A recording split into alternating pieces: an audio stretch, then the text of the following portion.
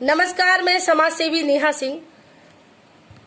आज एक मैंने खबर डाली है, आपने देखा होगा, कई पत्रकारों ने डाली है कि आज अंजू लोधी द्वारा अतुल चौरसिया चाय वाले का 3000 का चालान काट दिया गया।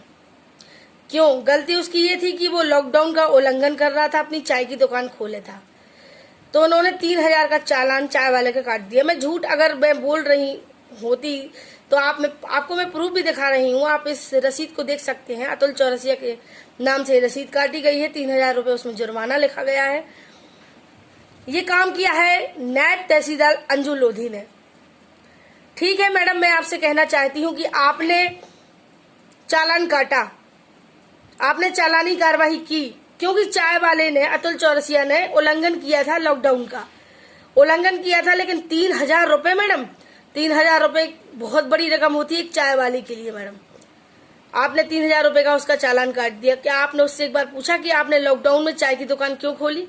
हो सकता है उसके घर में खाने के लिए पैसा ना हो, खाने का एक अन्न का दाना ना हो, या कोई और परेशानी हो, जिस मजबूरी को लेकर वो लॉकडाउन में अपनी चाय की दुकान चला रहा था। लेकिन मैडम ने ऐसा नहीं किया। मैडम ने जाकर तुरंत ही 3000 का चालान काट दिया। बहुत अच्छा। लेकिन मैं मैडम से कहना चाहती हूँ, अंजू लोधी जी, आपकी हिटलर शाही कुछ ज्यादा ही नजर आ रही है। कुछ दिन पहले आपका वीडियो वायरल हो रहा था, आप डंडा लेकर छत्रसाल चौक पर खड़े होकर लोगों पर डंडा बरसा रही थी। चलिए, आपको लगा लॉकडाउन में कोई फालतू घूम रहा है, आपने डंडे की कार्रवाई की। लेकिन मैडम, जनता पर इस तरह से डंडा बरसाने का अधिकार किसी भी पुलिस अधिकारी को नहीं है। आप तो एक राजस्व अधिकारी हैं। आप मैडम राजस्व अधिकारी की श्रेणी में आती हैं। ठीक है, कलेक्टर महोदय ने आपको कलेक्टर का प्रभार दे दिया है, आपको कलेक्टर बना दिया है, आपको पावर दे दी है कलेक्टर महोदय ने। लेकिन इसका मतलब ये नहीं है कि आप चाय वाले का 3000 का चालान काटें। आप कार्रवाई कर सकती थी मैडम। उसने उल्लंघन अगर लॉकडाउन का किया था, अंजू लोधी जी, अगर वो उल्लंघन चाय वाला कर रहा था, तो आप उसका 50-100 रुपए से चालान कर सकती थी। ज्यादा होता तो आप उसकी दुकान सील कर सकती थी। लेकिन आपने 3000 का चालान काटा। वैसे लूटने का बड़ा अच्छा अड्डा बना रखा है पुलिस वालों ने, और राजस्व विभाग ने साथ में। वसूली बहुत तेजी से चल रही है। क्या मानवता मर गई है अंजू लोधी की? इतनी भी मानवता नहीं है कि एक चाय वाला 3000 तो वो शायद एक महीने में भी नहीं कमा पाएगा। और इस लॉकडाउन के दौर में अगर उसकी कोई मजबूरी ना होती तो वो क्यों चाय की दुकान खोलता? शर्म आती है मुझे जब ऐसी खबरें देखती हूँ। अंजू लोधी जी, आप राजस्व विभाग की अधिकारी की श्रेणी में आती हैं।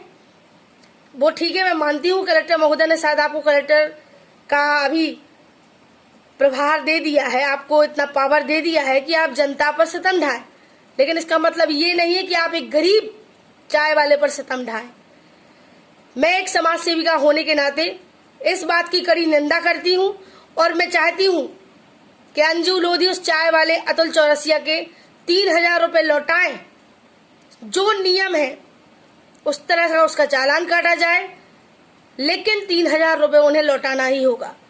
अगर वो 3000 रुपए नहीं लौटाती अतुल चौरसिया के, तो मुझे मजबूरन ऊपर तक शिकायत करनी होगी। मैं चुप बैठने वाली नहीं हूँ, क्योंकि हर आदमी अपने स्तर से समाज सेवा कर रहा है। कोई धन से कर रहा है, कोई भोजन खिला के कर रहा है, और मैं लोगों की आवाज उठाकर कर रही हूँ जितनी मेरी औकात है।